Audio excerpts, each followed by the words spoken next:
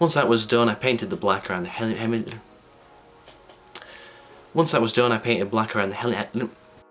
YouTubers and random Doctor Who fans, it's me, Ozzy, aka Mona Supreme, and I wasn't looking directly into the camera lens.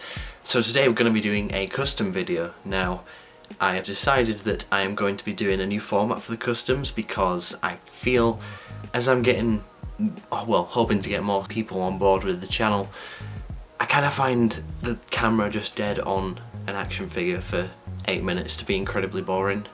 I mean, I don't mind watching that kind of stuff, but I don't know, you kind of miss the personal element, so I've never been a fan of not being able to see the person in the video. But anyway, I hope you like this new format. So today we're going to be reviewing my custom Renegade Dalek from Remembrance of the Daleks. Now, obviously Character Options made one of these back in the day, but as many of you are aware, it was incredibly inaccurate. I mean, it was kind of accurate to one of the props, the Dalek 17 prop, but for the rest of the other 4, I think. I'm supposed to be a Dalek nerd, but I'm not quite sure how many props are in the episode. Before we go anywhere, guys, make sure you hit subscribe, that way you can see more custom videos and more Doctor Who based content.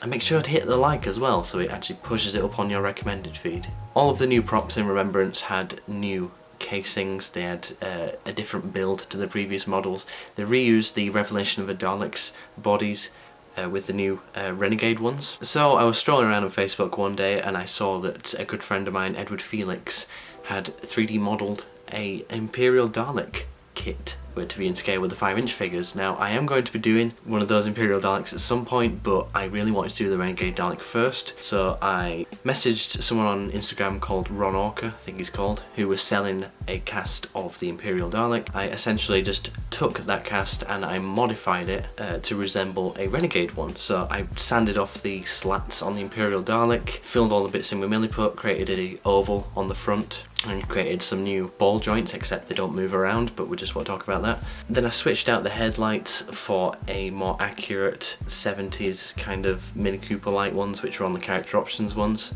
And then that was basically it for the sculpting side of it. And I took a mould of this with permission from Edward Felix to make further copies, get onto that a bit later. So I gave it a base coat of a grey primer, a grey high coat primer, because they are fantastic spray paints and I recommend them to all of you. Then I used, I can't remember the exact brand, but I will take a video of it and you'll be able to see it here, of the grey spray paint. A buddy of mine called Reese helped me colour match this. It's not 100% accurate, but it's the best in like spray can form, unless you like thin down a proper colour match, which I wasn't going to do. So once that was done, I painted black around the hemispheres, the shoulder section, the neck section, the base, and the eye stalk. Then I detailed the silver parts on the ears and the eye. So once all the paint on the body was done, I then looked around for some mesh which was like close to the Renegade Dalek in Remembrance, but unfortunately at this small scale you can't get a good enough match for the mesh. So what I ended up having to do was I had to get an image off of Google Images and then print it out to be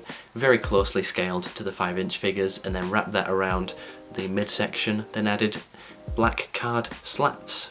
So the plunger is basically just a Character Options one, just painted black and stuck on the body. The gun was a 3D printed one as well, and the eye stalk, as you can see with this comparison to the old one, the eye stalk on the Character Options ones, people like to think it's accurate, but it is way off. I think the smaller one they made back in 2010, I think, was more accurate, except it was just a teeny weeny bit too small.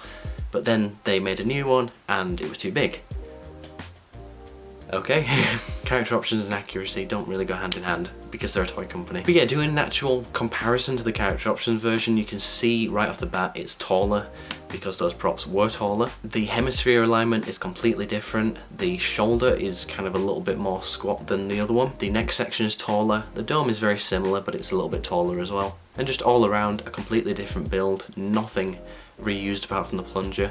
So yeah, as I hinted at earlier in the video, these are for sale on eBay. I will be relisting these once the auction sells for each of them. I'm putting them on auction because I'm not sure how much to charge. I'm just going to see what you guys think it's worth. So there is one that's ending in X amount of days up on eBay now, so jump on board. We've got 15 watches on it already, so make sure you jump and get that for yourself.